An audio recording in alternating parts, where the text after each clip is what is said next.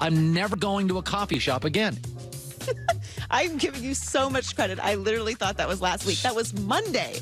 All right. Well, I thought it was a good move by you. You know, you have decided you're going to save money and you're, going against the man, the big coffee man. Well, I gave you a month and a half because you seemed very convicted about this. I was. So I come into the morning meeting today. We're discussing topics for the show. Yeah.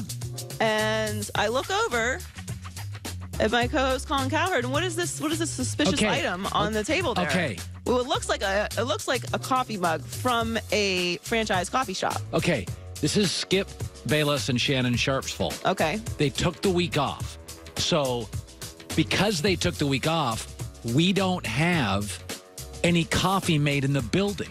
So they hosed me. So the week I protested, by Monday I'll never go again.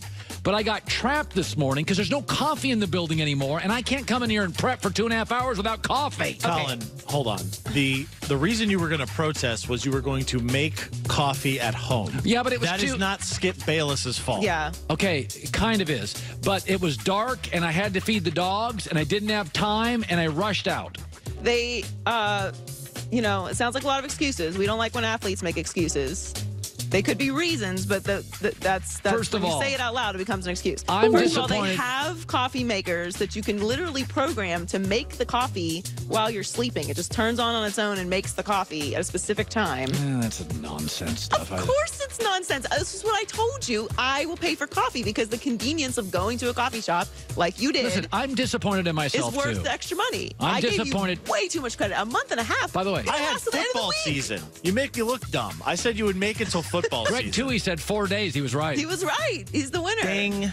Okay, starting Monday, I'm never going again to a coffee shop. What if you just say that you're going to significantly cut back on the daily coffee trips? That's not it. When you need to, like this morning, you're just going to go and get coffee. That's not as dramatic. It doesn't make as good a radio. It Don't you have a cup, like a K-cup thing at home? So Yes, you it did literally not takes have a enough minute. time to push one button? I don't have that kind of coffee maker. I don't have that kind of coffee maker. Or time, frankly. I'd feed dogs. I think that you owe the coffee shops of America an apology. Over my caffeine body. Joy with the news. Well, that's the news. And thanks for stopping by.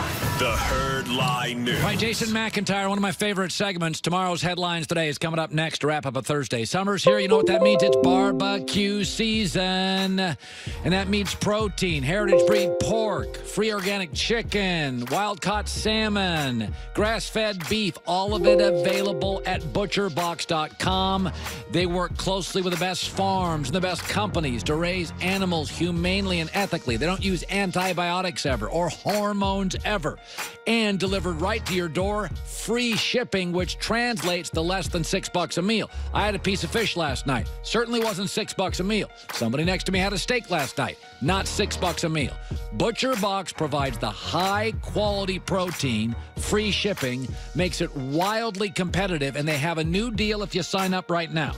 Go to butcherbox.com/herd. Two things will happen. $20 off and 6 free burgers until October 15th.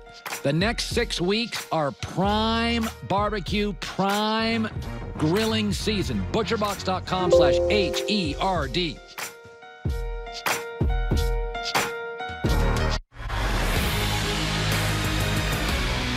Is very much 1 and 1A with Dak Prescott. But I think what we've seen, and if you were to take one running back away from a team right now in today's NFL, I think Ezekiel Elliott would be the most damaging loss of any running back to any team. But I think we just see the way the game is played. I mean, last year, Colin, there were fewer rushing attempts last year in the NFL on average per game than at any time this century. Wow. So the game is changing. But having said that, the game hasn't changed extraordinarily in Dallas, and they need him. But I think they've got a good enough defense that they'd win some games without Ezekiel Elliott. You had Peyton Manning on your podcast, the Peter King podcast, talking about Patrick Mahomes. Share with our audience, Peyton, because by the way, you talk about two different quarterbacks. One is throwing it sideways, no-look passes. The other one was almost robotic in his cadence and his delivery. What did Peyton think of Patrick? I mean, he loves him. He analyzed him a lot for his tape show that he did for ESPN last year. But I think one of the other things that he likes and that a lot of people around the NFL like is that, A, he's got a great quarterback coach in Andy Reid, and B, he takes coaching. Yes. If you were around the Kansas City Chiefs, and last year a couple of times I was there, including the playoffs, and I remember Andy Reid talking about how much he absolutely loved working with Mahomes. And I'll say one other thing about Mahomes that I don't think a lot of people see, and I don't think a lot of people know. But he has become a major, major leader on that team in a short period of time. Last year when Kareem Hunt, exited suddenly, and there was a lot of panic outside the building, Patrick Mahomes asked Andy Reid if he could stand up and talk to the team that weekend before they had to continue their season without Kareem Hunt. And so I think he's turned into a real valuable guy without any question. He's a guy who Manning loves, in part because of his football ability and also because of his selflessness. I think his coachability is a very, very good point. And Andy has told me the same thing privately, that he's an incredibly coachable kid. By the way, some would suggest Aaron Rodgers 7 years ago was Patrick, the arm talent, the ad-libber. But is it fair to suggest with McCarthy's exit and some of the stories on Matt LaFleur and the pushback, is Aaron, do you think, coachable? Or some suggest he's harder to coach. Is that fair to you? Well, that's definitely been a criticism of him without any question. But I think it's very hard to say unless you're inside that building and you know. Yeah. I think, Colin, the one thing about Aaron Rodgers is that he is going to voice his opinion, and he's going to be strident about it. And he has been strident about it. He's not just going to be a yes or no sir guy. He's too smart, to basically do things that he doesn't want to do.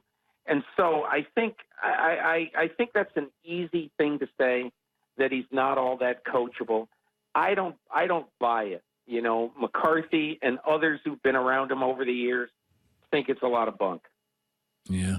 This is the time. Every year I pick two teams that'll double their win totals. This year it's going to be the Niners and Jets. And then I pick a dark horse Super Bowl team. This year I'm picking Tennessee, who was the least penalized team. I think Vrabel can coach. Their offensive line is top 5. I thought Adam Humphries and Safford were excellent, low-maintenance, high-performing free agents. And frankly, I think they're a team that clobbered New England and Dallas, beat 4 playoff teams, and I think they're totally under the radar. And again, I think Vrabel can really coach if Mariota can stay healthy. Is there a team to you that's under the radar, Tennessee is mine, that you think is going to sneak up on somebody, and we're going to talk about them in late November and say, how did we not see this? Well, I'm totally on board. I listed San Francisco as my 7th team in my power rankings when I did them in May. And that's because, they're going to have Jimmy Garoppolo. And again, look, no one can predict the future, but a full season of Jimmy Garoppolo, and the 49ers are winning double digits. My other team down there from last year, but not a stunner, honestly, would be Jacksonville. Because Jacksonville, I think with a stable quarterback like Nick Foles, and with Leonard Fournette with a lot to play for because he's got his contract to play for, I think Jacksonville is going to be a significantly better team than 5-11. Yeah. By the way, Browns, I think they finish in the 9-win category, but I think Baltimore sneaky good and Pittsburgh rebounds with less distractions. Where do you fall on the Browns hype? Youngest roster in the league, haven't proven the ability to beat consistently good teams, 1-5 against playoff teams last year. Where do you fall on the Browns? I like the Browns a lot. And I'll say two things. I think so much of this is up to your best friend, Baker Mayfield, that, hey, look, we've seen Baker Mayfield be outstanding outstanding for 6 or 7 games, and to have flashes in those other games when he had Hugh Jackson. But now he's got to play a 16-game season. If they're going to be a top NFL team, the quarterback is going to have to play well. He can, and I think he probably will, but it's not any sure thing. We haven't seen it before. I think the other part of their team is, you said it, Baltimore and Pittsburgh right now. I mean, if I looked at that division, you know, what's the best hope for Cleveland? In my best hope, if I'm Cleveland, is to go 2-2 and maybe on the outside 3-1 against those two teams, and that would be a tremendous accomplishment. Oh God, yeah. This is not like you can't just talk about the Browns in a vacuum, because they are in a division where you got to play Ben Roethlisberger, you got to play Harbaugh and Lamar Jackson. I mean, you've got a tough road in one quarter of your schedule. And so I look at that and I say, hey, if they go 2-2 against those teams, I think that's a success. And then they've got to go outside their division and win a bunch of games. So we'll see. But I like Cleveland, but I have a little mental asterisk with Cleveland that I think everybody should have. Yeah, actually, I don't worry about Baker at all. Baker, I worry about their offensive line. Baker will be fine. Baker's got weapons. He's smart. He's accurate. Despite our, social media silliness, I don't worry about Baker. I think he's going to have a great year. Listen, we're up against the clock. Peter King, I want you to listen to his podcast. He's got Peyton Manning talking Patrick Holmes. It does not get better than that. Peter King, thank you so much. All the best, Colin. Really appreciate it. You bet. Josh Norman last hour. Folks, Nationals take on the Braves. Discover card key matchup. Go further than ever with the Discover at Mile card. Yes, limitations apply. Discover match for new card members only. Learn more at discover.com/travel. 35 to 5,000 miles could become 70. They automatically match the miles you earn at the end of your first year. A packed third